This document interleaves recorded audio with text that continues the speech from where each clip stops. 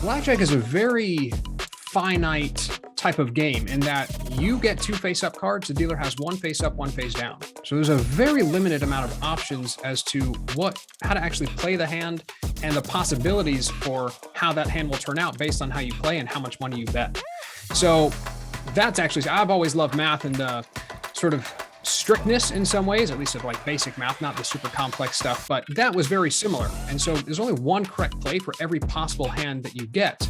There's only one correct amount to bet if you're keeping an accurate count. So that's, I played as a player and that's how I played.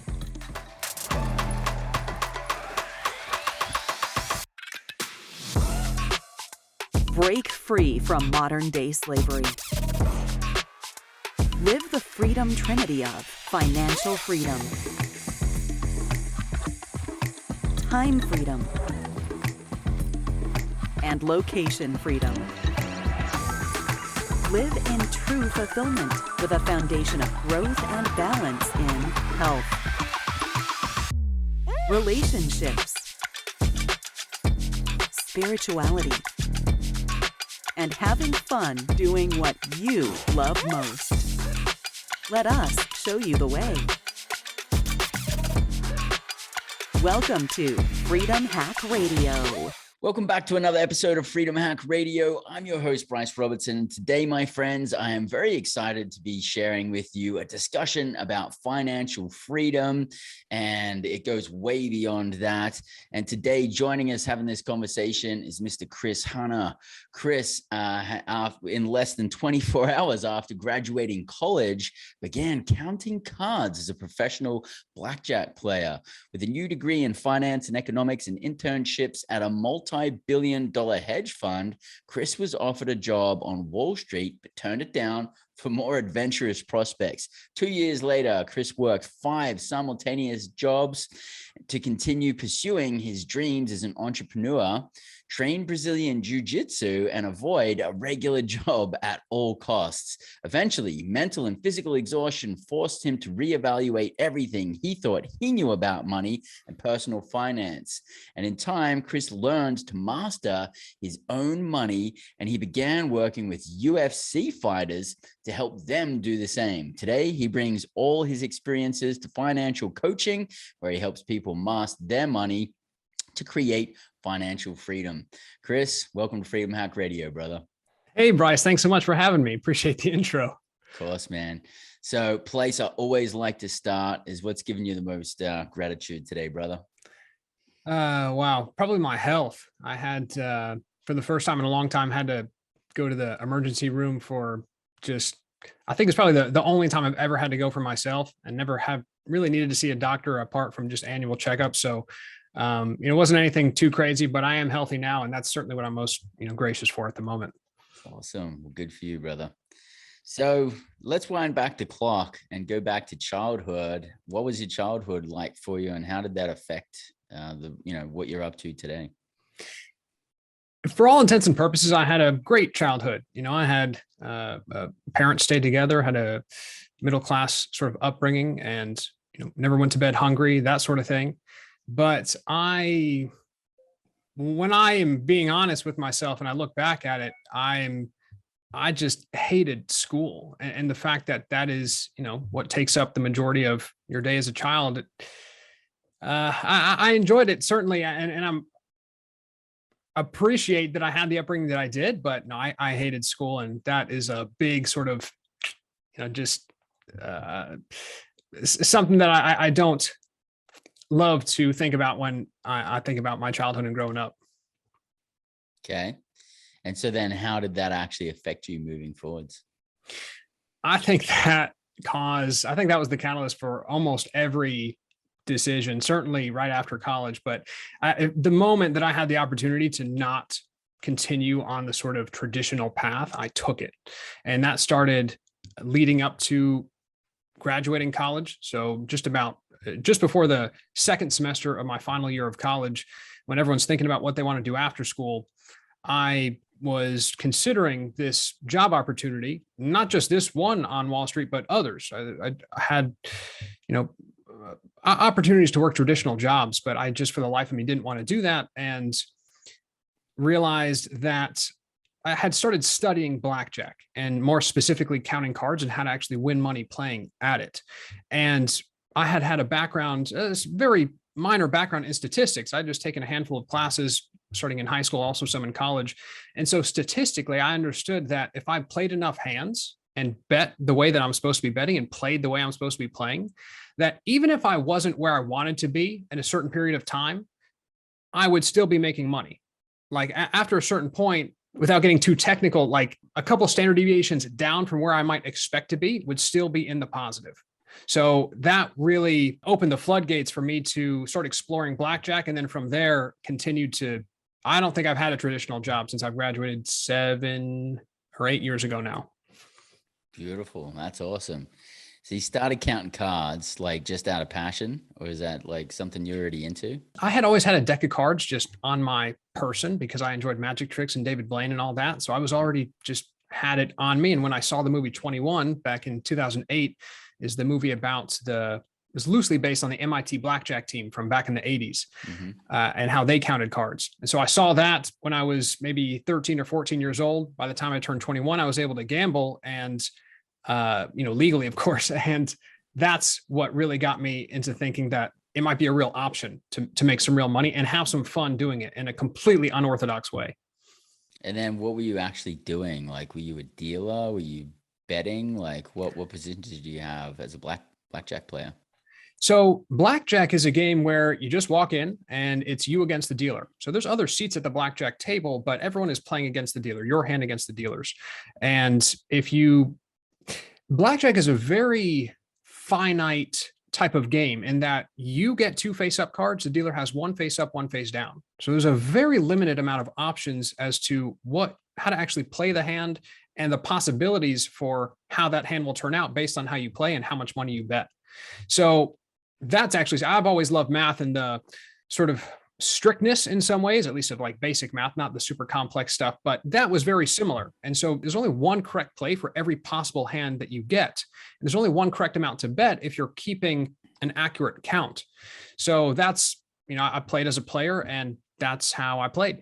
And so, I mean, I don't know. I'm not like a card player or gambler or anything like that. So I really don't know tons about the whole process, but isn't card counting, isn't that a no-no? Yes and no. It's not illegal, but casinos don't have to allow you to play if they catch you, and they're allowed to ask you not to play or to actually leave the casino entirely. And so you can't just openly stare at every card that comes out and be obnoxious about how you're changing your bets. You do have to do it covertly. And that's one of the main reasons that as I was getting started, this is again, just prior to my final semester of college, I reached out to my college roommate who was also very much a numbers guy and wanted similar things. And I reached out to him asking if he wanted to do it with me, knowing that if we played as a team, we were much more likely to fly under the radar.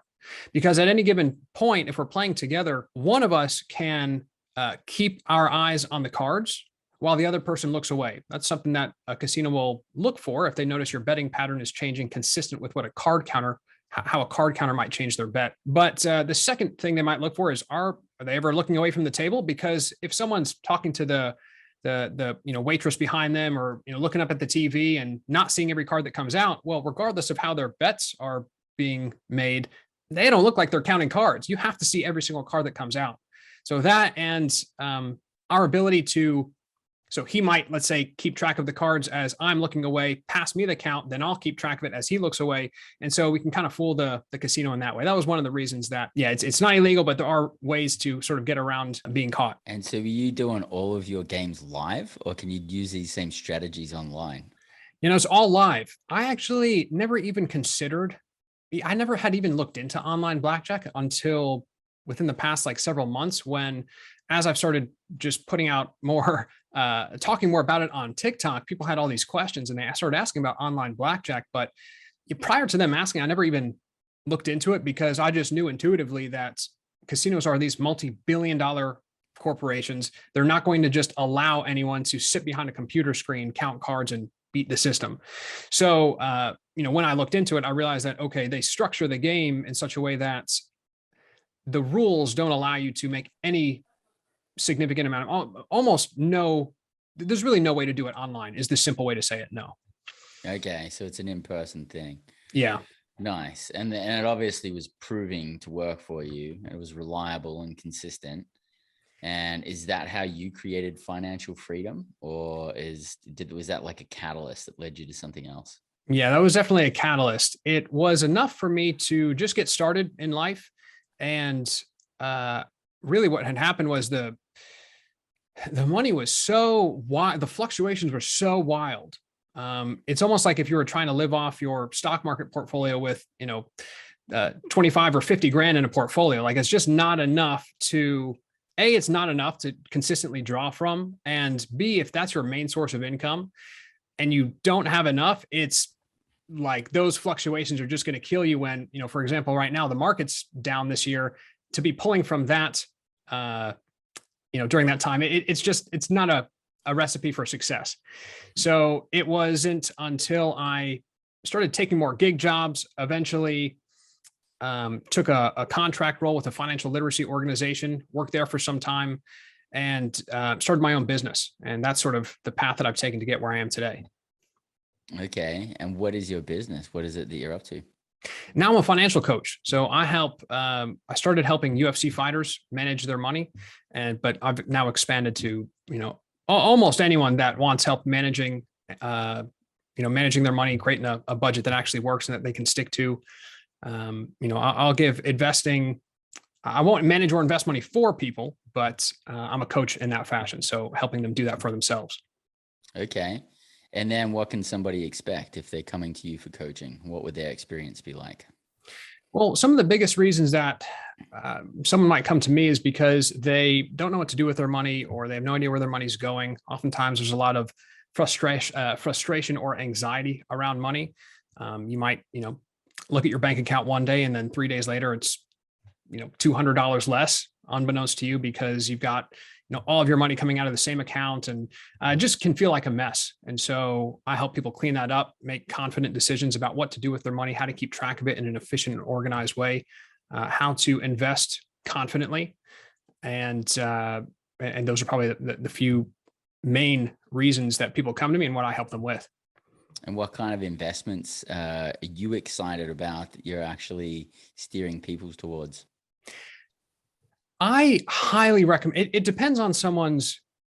So let's say two different scenarios. In one scenario, someone is making great money doing work that they enjoy, and they've got plenty of extra to the point where investing in something as simple as an S&P 500 ETF or mutual fund would be significant.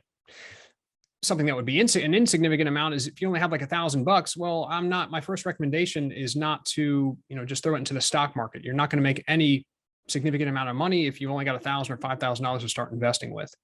But the other scenario is when someone is, maybe they're making great money or perhaps not, but you're really just not happy with where you are in life. And at that point, even if you have some extra money to invest, I'm a much bigger believer in just investing in yourself, acquiring better skills, learning faster, hiring experts and coaches to get where you're trying to go, to a place where you are much more satisfied with your life, rather than just kind of putting that off until you're 60, hoping that one day you're going to find that. No, use your money. It's a powerful tool. Use it to actively create the life that you want. Beautiful.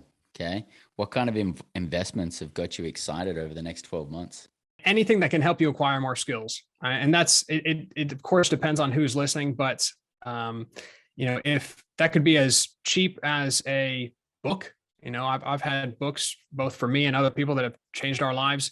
It could be a course that's sort of like the next level. If you know more specifically what skill you're trying to acquire, and if you know what you want with a lot of clarity, and you can afford to hire someone to teach you how to get there, not just teach you the skills and what you need to know, but what not to waste your time on. I mean, having someone guide you and teach you, is a mentor or a coach or an expert, is the fastest way to help you get where you're trying to go. So whether it's 12 months or, 5 years, that's what I'm focused on. And that's what I'm focused on. Beautiful. Yeah. We just hosted a financial freedom mastery course over the weekend, and we had like tons of breakthroughs. And what I see, the main reason why people actually don't achieve financial freedom or don't even get started is because they don't believe it's even possible for them. They think, oh, that's only possible for people with money or people with experience. And really, that's not the case at all. Actually, anybody listening to this podcast, anybody in America, for that fact, could achieve financial freedom. I achieved it when I had a negative net worth, $2,000 in the bank and unseasoned credit. And I did it over a 2.5 year period. Now it's probably quicker than a lot of other people, but I think anybody listening to this could very reasonably achieve financial freedom in 10 years or less if they're ready to take some action. Do you agree? Absolutely. Yeah. And that is funny. So I was just telling you, Bryce, that I just finished building out the sort of first sort of full draft of my course. And in just after the welcome video, the first video talks about financial freedom, what it is, how to define it for yourself. And I talk about these two sort of secrets to being self-motivated, or at least that's how I think about it. And the first one is you do have to believe that it's possible and that you have the ability to achieve it for yourself. It's within your realm of control. So that's one aspect of it that I'm 100% with you on. And the other thing is that, yeah, if you set your mind to something and you really focus on it with almost anything that you're trying to achieve in life, 10 years is an extraordinary amount of time for one specific focus to work at it on a consistent basis. Yeah, I think that it's definitely possible. Yeah. Awesome. So obviously you've had a few challenges on the way in all of your endeavors. Do you want to talk about some of the biggest challenges you've faced and how you overcame them? Sure. Yeah. There was one in particular, which was almost my underlying beliefs that I was making decisions based on. So for a long time, I believed that if I did what I loved, the money was going to follow. And that just wasn't the case. And that led me to experience a lot of things that probably, are a bit more uncommon, like the blackjack stuff. But I pursued Brazilian jiu-jitsu as this grappling martial art and mixed martial arts. And I made that a top priority for about 2 years and trained under one of the best grapplers in the world. He's a UFC fighter now. And made it to his training every night for 4 nights a week. It was my number one top priority. And it got to the point where just everything else, my health, my finances, everything else was just sort of secondary. I wasn't giving it the attention that it needed. And ultimately, I just had to reevaluate how I was making those decisions. I'm like, look, money is, the way I view it now, it's like anything else. If you want more money, you need to focus on getting more money. I mean, yes, you can provide value and focus on that, and money will come as a byproduct of doing that. But, if I want to, if I want to build desks, I'm not going to go drive a car thinking that somehow I'm going to, pop and learn how to build a desk that way. Maybe not the best example, but certainly one of the things that I had to learn and adjust was how I made decisions. And that was one of the biggest frameworks that I had to adjust. And how do you make decisions now? Now, it's interesting. I came across a book called The Path of Least Resistance by Robert Fritz. I think it was, you're nodding. Have you heard of it, Bryce? No, I'm following along there. Okay. Well, essentially he says that you ought to practice asking yourself what you want, and ask yourself what you want, not based on your current circumstances or what you believe is possible or what problems you're facing, but what you want, independent of all that. And so, and that takes practice. It's not enough to just sit here, because oftentimes we're not sure what's sort of affecting our judgment, but that's what I've been using more and more often now is, if there's a sort of path that I have to choose between, or if I feel sort of stuck, I get sort of quiet and ask myself, well, what is it that I really want? And that is the new framework that I've been using to make decisions.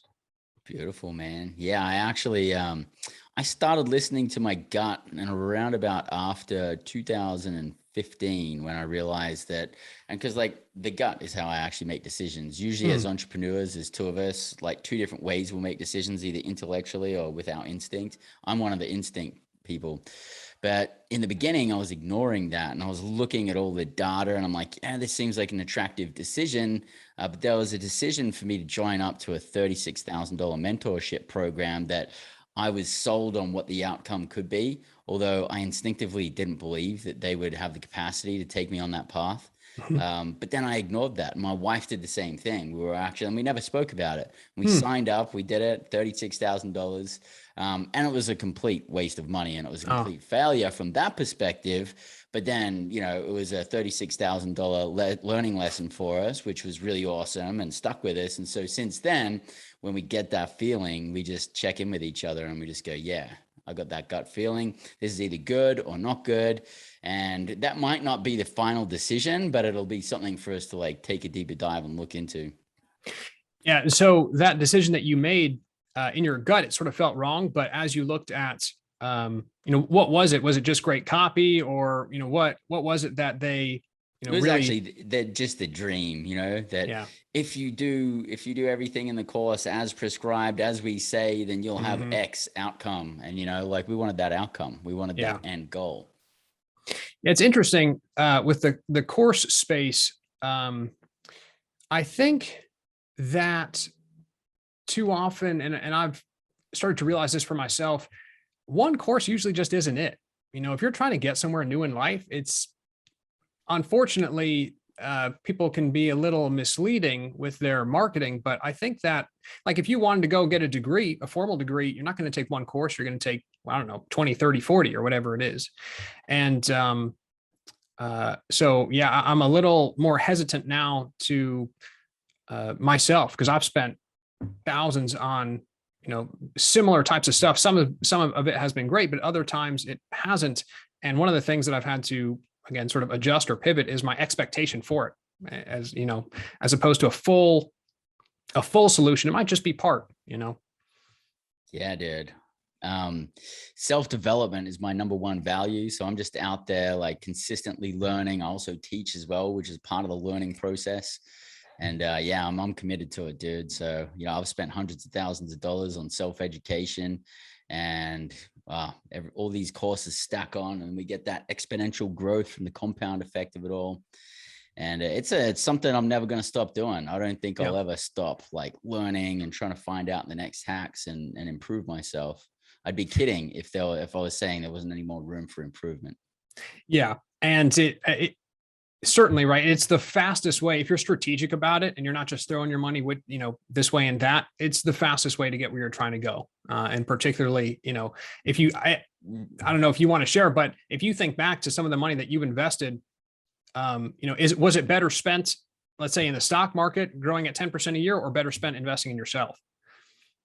Well, I've got most of my investments are in real estate, and I've done exceptionally well with my investments. So I don't know if there's if it's like one or the other for that answer. I would say both. I'd be simultaneously investing my money plus simultaneously investing in myself. Yeah. Yeah. So Brazilian Jiu-Jitsu, and then obviously you got some UFC fighters that you're working with right now. Was that through your Brazilian Jiu-Jitsu? It wasn't directly through the gym that I was training at. And actually, I stopped training at that gym 2 or 3 years before I started my business. But I certainly understood that was where my idea came from. Because I'd just been a fan of the UFC since I was, I don't know how young. And I just understood the fact that these fighters were getting paid maybe just 2 or 3 times a year and having to live on that. And oftentimes the amount that they were getting paid was wildly inconsistent, because fighters are on a show win sort of pay structure, and that, maybe they get $50,000 just to show up and fight and get in that cage. But if they win, they get another $50,000. And if they perform really well and get the knockout of the night or the submission of the night, they'll get another $50,000 or $75,000. And so to sort of manage that between what you have to pay in taxes and to coaches and to managers and all this stuff, or maybe you're expecting all that in a couple of weeks, and then, the fighter gets popped for steroids or misses weight and the fight doesn't happen. It's just a wild, I was aware of these general facts, and again, as I started to be very strategic and learn how to manage my money successfully, I said, that's a great group of people to start working with. And so that's how I got started with them. Yeah, and that's cool, man. It's like back in the day, I don't know if it's happening so much now because there's people like you that are helping these guys out. But back in the day, sports players used to just really get the raw end of the stick on how they were managing their money. They get approached by a whole bunch of people and then their money's gone. But it seems like there's a little bit more consciousness in that space now for sports players to be coming into the game knowing, hey, I got to be wise about my money moving into this. Yeah, and a typical financial advisor is not enough. I mean, I didn't even know what the difference was between what a financial advisor and a financial planner, maybe a financial coach was. But oftentimes, they're just approached by financial advisors who say, "Well, give me your money and I'll invest it." And that's really where the relationship starts and ends. Of course, the great ones are doing more education along the way and helping them make great decisions before they sort of take money and start investing it. But yeah, even on that side of things, like even back then, even if you had someone, it probably wasn't everything that you needed. And certainly today, yeah, more and more people are starting to realize that they need more help sooner in their career. Yeah. And as you know, the financial advisor space too, a lot of people that go to that space, they're looking for someone that they can trust. And oftentimes that person that's helping them doesn't even have a high net worth. They're not even financially free themselves. So it's kind of like, don't get a fat fitness instructor, don't get a broke financial advisor. The other thing is on the back end, a lot of them seem to have like products that, in my opinion, they're not safe at all. But they consider, hey, here's option one, which is low risk. Here's option two, which is medium risk. And here's option three, which is high risk. And so a lot of people just go with that because they're trusting their financial advisor. And they'd say, well, I'm a low risk person, so I'll go with the low risk option. But the low, high, and medium risk are actually in relationship to each other. And they're not even taking into consideration all of the other products that are outside of that advisor actually doesn't have access to. And I hear all the time, we actually spoke about this in our financial freedom course over the weekend, saying that, hey, if you do get a financial advisor, check in on what their net worth is. And so many students come back and they're like, oh, wow, these guys are getting paid like $100,000 a year. And we didn't even know, Yeah. Yep. Absolutely. Yeah. So are you getting other sports players coming in from UFC and they're like telling other people in the UFC and other sports players, or who's your clientele base made up of these days? Yeah, I've had UFC fighter referrals from other UFC fighters. I haven't started working too broadly with other athletes, although I would be happy to. I mean, if I sit down with anyone, I can sort of help them be strategic with their money, but it is helpful just sticking to it's a bit involved, that niche, and I could sit down and learn how, let's say, NFL contracts work and what their general income and expenses are, and it's just a separate sort of space that I'd be willing to do, but haven't really explored it or reached out to people on my own. So in addition to fighters, I have just started putting myself out there more for everyday folks, and so it's I work with regular employees and people that are trying to content creators and anyone that's trying to create a better life for themselves and use their money strategically to get there. Beautiful. And I know you've been working hard to put this new course together. You want to tell us about that? Yeah, sure. It's everything that I felt like I had been repeating myself, saying over and over and over again with every new client. And the other thing was that I always, from the moment that I started realizing that in the personal finance space, there's a lot of great books and resources, but what's lacking is some very practical, actionable steps. So you might read something like Rich Dad Poor Dad, which is a great mindset shift that it gives you, but you finish the book feeling like, okay, well, practically speaking, what can I do? And same with, let's say, Dave Ramsey's The Total Money Makeover. I read that years ago, and I felt like, okay, but still not quite. Something felt like not right. I still didn't have a clear understanding of how to sort of see all my finances in one easy to understand way, how to decide what to do with my money and keep track of it, again, efficiently, not having to track my expenses. And so that's what I based my course around. I truly believe it's the most actionable actionable resource, forget course, resource available to decide what to do with your money, keep track of it in an efficient and organized way, and manage and invest it to achieve whatever goal that is that you want to achieve. Beautiful. And how can our listeners get a hand on that course? They can. Right now, I've actually only released it sort of pre-launch to my community. It's called the Wake Up Freely community. So you can go to wakeupfreely.com and you can sort of join us there. But I'll be launching it probably to the general public within the next month or two. Okay, beautiful. And how else can our Freedom Hackers keep the conversation going with you? You can head over to Instagram or TikTok. I am just at this point sharing a mix of blackjack and card counting and personal finance and investing videos. Try not to niche down too hard in one subject, just have some fun and put some fun stuff out there. Nice. And you're still playing blackjack, I take it? Not seriously. You know, I might play every great now and then, but there are better ways for me to be using my money at this point in time, and my time, and my money and time. Beautiful. Awesome. Any final thoughts? I love what you're doing, Bryce. I love the nature of your podcast. We got to talk a little bit before the show about just how it seemed like you lived 20 different lives before you sort of started doing this stuff. And I admire what you're doing, and I appreciate you having me on. Thanks, brother. Awesome. Well, thank you. Thank you for sharing your story. You got a very unique spin on that. So for all of our Freedom Hackers, if you want to follow up and find out more about Chris's course, just make sure that you click on the show notes below. And until next week, I'm your host, Bryce Robertson. So live large, live free. G'day, this is Bryce Robertson. I'm your host here at Freedom Hack Radio, and I truly, truly hope that you got a ton of value out of the episode that we just shared with you. And if you did, make sure to subscribe on your YouTube channel. Make sure to subscribe to your favorite podcasting platform. Hit the notification button so you can find out about the next episodes as they come out. Because if you haven't achieved financial time and location freedom, you really need to be dialed in here. So make sure to subscribe and follow us along as you grow on your path to financial, time, and location freedom here at Freedom Hack Radio.